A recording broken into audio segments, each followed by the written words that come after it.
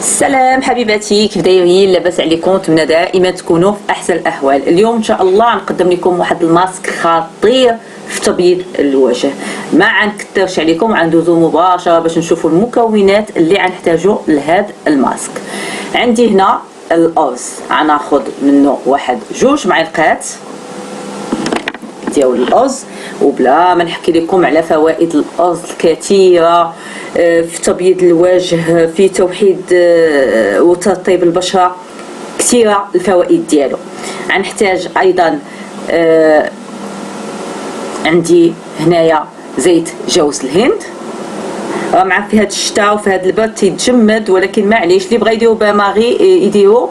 انا غناخذ غير واحد شويه بحال هكذا، مع غنبقى نخلط مزيان، راه غيدوب اوتوماتيكمون، غيدوب.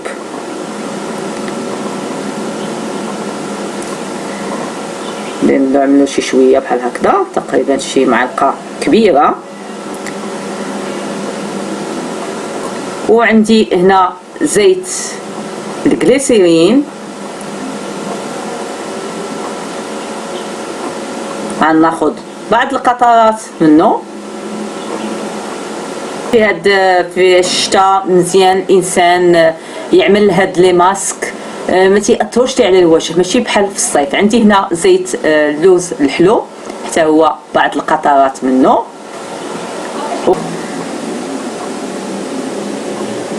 وهنا عندي فيتامين او، حتى هو بعض القطرات.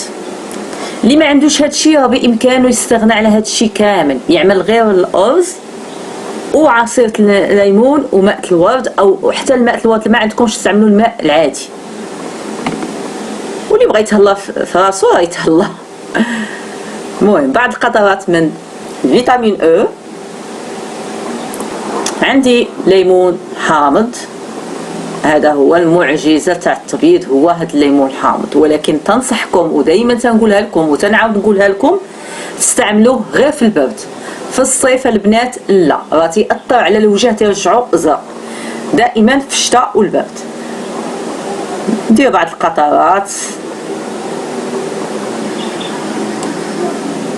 ونخلط هادشي كامل. بيان سور الخليط دابا ما يتخلطش، خاصنا مازال نزيدو. غنزيد هنا ماء الورد باش تولي لينا بحال العجينه. ماء الورد او الماء عادي، من الاحسن الا بغيتو تستعملوا الماء ديال الروبيني، من الاحسن طيبوه حتى يغلى وتخلوه يبرد، هو اللي تخدموا به الماسك ديالكم. نحرك مزيان، الا كان خاصني مازال غنزيد حتى يولي الماسك مزيان. يعني هذا الماسك غيكافح لينا حب الشباب، غيفتح البشره، تحفيز انتاج كولاجين في البشره، اعاده الرطوبه، بزاف ديال الفوائد، حتى تقليل ظهور علامات الشيخوخه المبكره، توحيد اللون، وبالطبع تبييض لون الوجه من الدرجه الاولى. يعني نستعملوه دائما، وخصوصا في هذا الفصل ديال البرد وديال الشتاء. دائما تنبقى نزيد ماء الورد الى احتاجيت.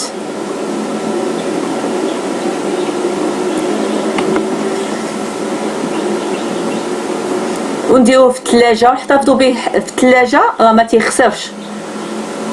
اسبوع في الثلاجه في قرعه تاع الزاج، ونبقاو يوميا نستعملوه يوميا.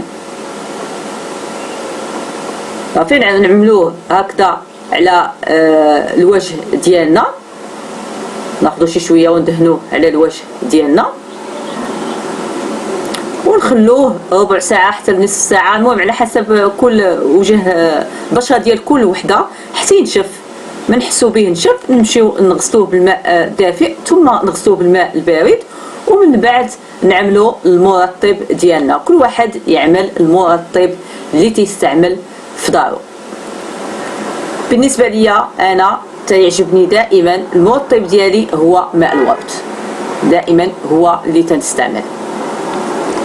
نتمنى حبيباتي تكونوا استفدتوا معايا، وما تنساوناش دائما من الدعم والاشتراك في القناه باش يوصلكم كل جديد. شكرا لكم حبيباتي، والى اللقاء.